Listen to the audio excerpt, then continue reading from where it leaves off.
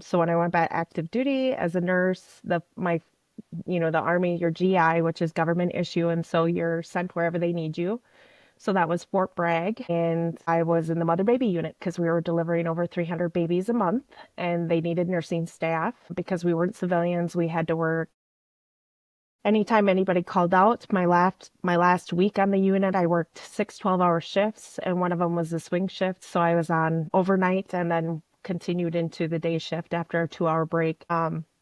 And then I deployed. I volunteered to deploy because that was my goal as a kid and just the reason I joined. I'm super patriotic, just really believe in the freedoms that the country has to offer. And so I was like, hey, send me. We were part of the founding members. So I had heard this through a friend of mine who was like, this clinic is really great and this is what they're doing and it's faith based and they really listen and they take time. And, being in the medical field for 18, 20 plus years, it's like, right, okay, whatever, it's just another clinic. Well, we hadn't gone because we're a fairly healthy family, and my son was struggling with some mental health stuff that was going on at school. And the school social worker called me and said, you need to take him to the ER or you need to get him seen or take him to your primary. And I was like, okay, well, let me call the primary. And I talked to Lisa. I remember talking to Lisa, Lee's wife, and was like, I need this appointment as soon as possible. Does he have any acute appointments, Dr. Strobel? And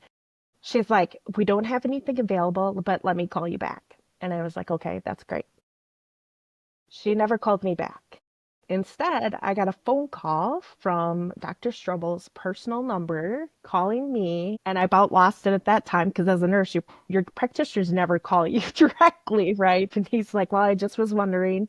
I don't have any availability for him to be seen tomorrow or today. He said, but I'm driving down from the cities. Can I stop by your house? I have to come through Blooming Prairie to get to Austin, and is it okay if I do a house call? And I was like, what? Like, seriously? And he talked to my son for an hour or so, and then he talked to me for an hour. And so just that doc was leaving, and I was like, when you're ready to hire a nurse, you let me know. Because I so believe in what you're doing, and I just really want to be a part of it.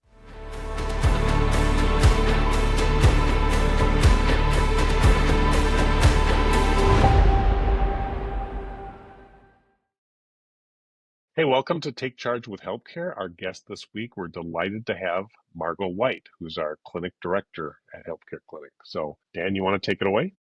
So great to have you with us this week, Margo. Thanks for coming on the podcast. Absolutely. You have a very interesting background that has brought you to HealthCare Clinic today. Start by telling us a little bit about your personal story. So I was born and raised in Blooming Prairie, Minnesota. I did not want to go to college, so I joined the Army and I left 8 days after I graduated high school and went to basic training and was gone for 20 years before we came back. I was enlisted for 3 years, which means I was not really highly educated. It was like the grunt. I was a combat medical specialist, so I drove a Humvee ambulance. It was in over 200 field deployments in the first 3 years. And then I was awarded a scholarship. I applied and was awarded a scholarship through the Green to Gold program through the Army. And so the Army paid for my 4 years in nursing school. I had always known I'd wanted to be something in the medical field. I loved taking care of people, but I never, like, nursing was not necessarily the forefront of in my mind at that time. It was just I wanted to be in the Army. I was super, as we say in the Army, hua hua. Like, I wanted to just go out. It was a big, like, I can do anything pretty much that I put my mind to, and so I did that. I went through schooling, graduated, and then the conditions of my scholarship was that I would go back active duty. So when I went back active duty as a nurse, the Army, your GI, which is government issue, and so you're sent wherever they need you. So that was Fort Bragg, and I was in the mother baby unit because we were delivering over 300 babies a month, and they needed nursing staff because we weren't civilians. We had to work anytime anybody called out. My last week on the unit, I worked 6 12-hour shifts, and one of them was a swing shift. So I was on overnight and then continued into the day shift after a 2 hour break. And then I deployed. I volunteered to deploy because that was my goal as a kid and just the reason I joined. I'm super patriotic, just really believe in the freedoms that the country has to offer. And so I was like, hey, send me. And so I come off the mother baby unit and they gave me 3 months of medical telemetry, which was like a med surgical. So it was more of a general broad spectrum clinical experience. And then I deployed with the 31st Cash out of Fort Bliss, Texas as a Profis soldier, which is a professional filler. So I didn't deploy with the unit that I was assigned to. I was assigned to a unit and pulled from another location. So the unit was located at Fort Bliss, and then we went to Fort McCoy for training, and then we deployed into Kuwait and then into Iraq. We were in the Camp Bucca, Iraq, in the 31st, like I said, 31st Task Force. And then it's a theater internment facility essentially. The enemy was our primary mission. We were in there in 2007 where they were surging in. We were around 11,000 detainees at that time and pushed forward to, I think, 22 or grew up to 22 or 23,000 in 6 months. First 6 months we were there. The unit we replaced once we got in country told us that they had not been mortared. We were mortared 3 times in the first week. It was just a very interesting experience. I was I'll one of just the, say that working with Margo, one of the things I appreciate is that no matter how difficult things get with us, one of the things she'll always say is, at least nobody's shooting at us. yes, I do say that a lot. My perspective is very different because I think of that experience obviously, and then also like the things that we didn't have. I created a medication cart because we had 36 patients, inpatients, and you never knew when we were going to get mortared or receive incoming or have a chopper come in for medevac, either going in, going out, or injuries, or they brought civilians to the gate.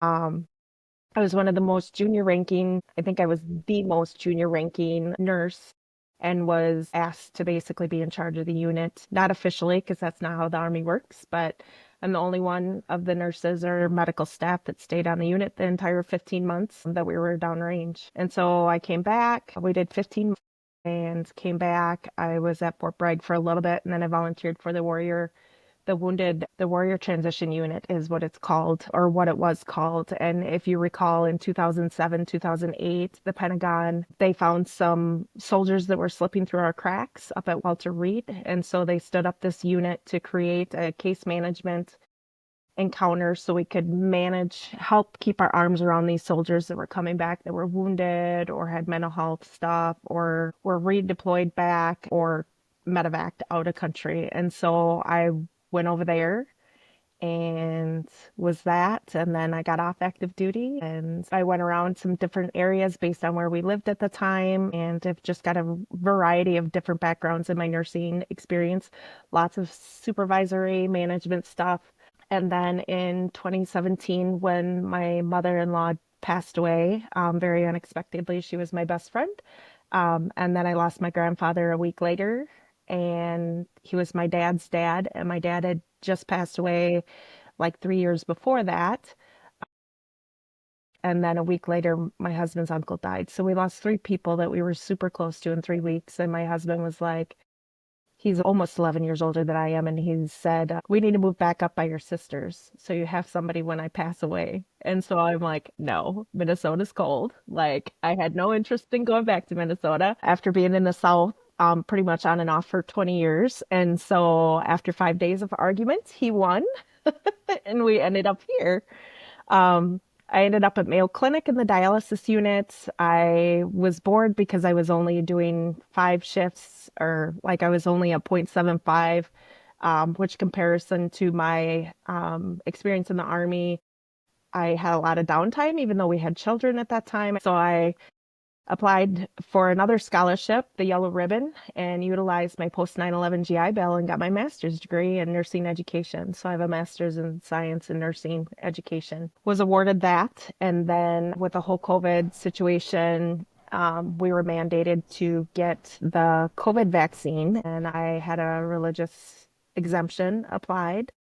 They denied the first one. I appealed it. They denied the second one. And I called my boss and told her it sounded like I was leaving Mayo Clinic. And she wanted to know why. And I said, I said, number one, I walk with God, not with Mayo Clinic. I said, and number two, I have skin in the game. And she said, well, what do you mean by that? And I said, well, I said, I spent 15 months downrange fighting for freedoms this country has to offer. I don't feel like it's my employer's decision to take that freedom away from me. And if I don't stand up, who will? And so I did hospice for a little short time, and then I did premise health for a short time. I really liked it. Personal stuff happened, and it was just something I needed to transition out of there and become part time. And that's when I went over to the healthcare clinic. So tell the story about how you joined. I mean, I don't want to I get was into just gonna say personal that. No, yeah, technicality. no, Yeah. that's fine.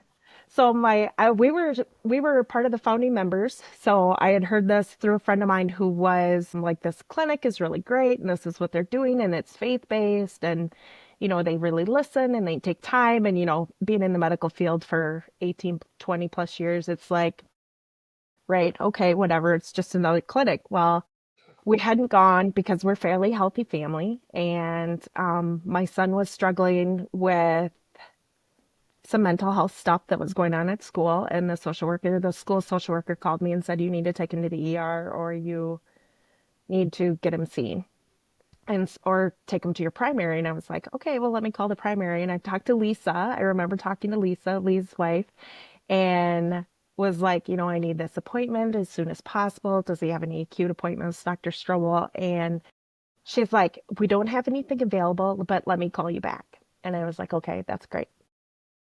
She never called me back. Instead, I got a phone call from Dr. Strobel's personal number calling me, and I about lost it at that time because as a nurse, your practitioners never call you directly, right? There's not ever that communication. And so I was like, hi, like I felt like I was talking to a celebrity almost. It's like, oh, hi, doc. Like, what's up? And he's like, well, I just was wondering. I don't have any availability for him to be seen tomorrow or today. He said, but I'm driving down from the cities. Can I stop by your house? I have to come through Blooming Prairie to get to Austin. And is it okay if I do a house call? And I was like, what? Like, seriously? Okay. So I run around and pick everything up really quick, because you can't have the doc coming into a messy place. And he talked to my son for an hour or so. And then he talked to me for an hour. And like, I have a lot of experience with behavioral health and mental health and suicide. I've lost three of my team members to suicide since coming back from Iraq. And so suicide is very real for me. But it wasn't necessarily for my son. It was a cry for help. And so just that doc was leaving, and I was like, when you're ready to hire a nurse, you let me know. Because I so believe in what you're doing, and I just really want to be a part of it. I started as a nurse part time for HELPcare in April of 23. And so the clinic had been open just a year. And I started off with 20 hours and then started increasing as we grew and grew. By August of that year, I was asked to take over the clinic director, the nursing director Mhm. of nursing from Well, and Becca. the story, yeah, and the story there is that my daughter Rebecca had been pressed into service as being in charge of our nurses, and she hadn't been in that kind of a role before, but she was, I mean, she's a very good nurse, but she helped us figure out how to put the lab together and, get that all up and going. But she recognized, and I think as people have seen along Margot's whole career, the leadership skills and aptitudes that she has. And she said, it'd really make a lot more sense to have Margot take over this role. And so she did. And that was about September of 2023, Yeah, right? that was effective September 1st, 23. And then by January, we started the EOS system. And I became the clinical director. Clinical director, yep. Yeah, and then so for the last year, and then in January, I absorbed the operations portion of the clinic, and so now I'm the clinic director. So Margot's in charge of everything. So Margot, like just all of the operations, and it's been really great having the receptionist staff and the other clerical roles, having those both, as well as the nurses, under Margot's direction, so she can just be most effective in how they're used and how they work together as a team. And then she's in charge of the schedule and making this all go. And this is really knowing that Margot's got it handled. That it's going to get taken care of, and this is way less complicated than what she's done on the battlefield. Yeah. Nobody's still not shooting at me. Thank you, Yeah, Jesus. yeah, yeah. So it's been just really great that way. Can you share with us, Margo, what it is you like best about working at the healthcare clinic? I would say the team. Without the team that we have, I don't think we could be what we are. Because intention is always great, but without action, there's not the sincerity. And I think as a nurse for 20 years and the experiences that I've held coming into this role, and even just as a patient, like the sincerity that you feel with this team is just bar none. And we don't discriminate against other faiths, but I really truly honestly believe that it's through Christ in our hearts that we're able to practice the way we are. We're able to treat the patients that, with the sincerity, with this caring. This is, and it's, you hear nowadays a lot that mainstream medical is losing a lot of staff, and they're losing passion for their job because that's not the focus, is not taking care of patients anymore. Real-time charting. It's how many patients can you get discharged before noon so we can get those beds filled again? Are they ready for discharge? It's not, do they understand? It's, I check the block, now let's move on to the next thing. And that's not what I got into nursing for. I got into nursing to take care of patients. And even though I'm in this clinic director role, we're such as a team that anybody can come into my door. Anybody comes up and talks to me. They have ideas, they come share them with me. They're heard. It's shared governance. So like if they feel like this isn't working or something's not working, we readdress it. Like it's not, oh, I don't want to go to work today because it's Monday. It's, oh, let's go to work because this team is great. They're profound.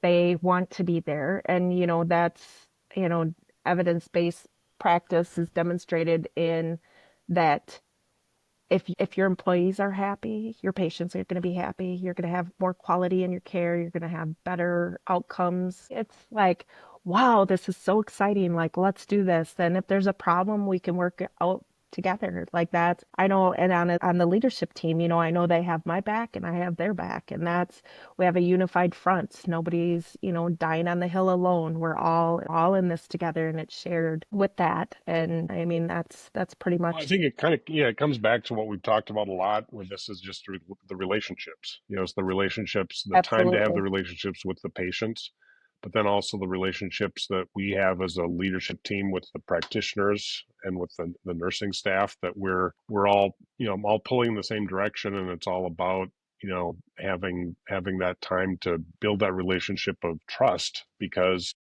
we understand that we are all pulling in the same direction and having the same goals. Well, and I mean, it's overflowing in love, right? We work from love. That's the middle of our values. The God life is love. And it's, C.S. Lewis says it best, with love is never wasted, for its value does not rest upon reciprocity, right? So it doesn't matter if you love me, I have been called to love you. And that in that is caring. And that is, that's really, we're really able to do that in this environment. Yeah, it's what you said, what you said about, practicing from our faith. We don't discriminate against others of other faiths or no faith or whatever. But, the parable of the Good Samaritan is that somebody who is of a different nationality is coming to, is taking care of the injured person along the road. That's really being the neighbor. So that's what we're called to do. So, can you think of experiences in your life, Margot, that have made it possible for you to approach patients in this way? Like all of them. Like I don't, so my stance on things is we're an ever moving forward. We don't go backwards. And so anything, and I've shared this with the team many times, is, everything in my life, I feel like that I've experienced. I don't have one specific situation. I feel like I've grown from all of the situations, negative, indifferent, positive, all of those things, and has led me into this position. Prayer over it, prayer through it, prayer in it. And that is, all of it has brought me to this. They needed somebody with the leadership and management experience that I have. And I'm here, with the policies and the procedures and the state guidelines and all of that. I have that experience, but I also love to take care of patients. And that is, if you look at my resume, as you kind of heard, I did not stay in one thing very long because number one, I love learning, but I also like to excel in all of those individual areas and then take what I've learned in those areas and grow into another position. And so I just feel like everything in both my personal and professional life has led me to this role. But I also just say at the place where we are right now, where we currently have a clinic in Austin and in Rochester, but we have aspirations of more, being able to do this in more locations. And so, Lord willing, we're hoping that there will be more of these opening, and that'll be more learning opportunities for Margo, more Right. opportunities for her to stretch and train others. And, Right.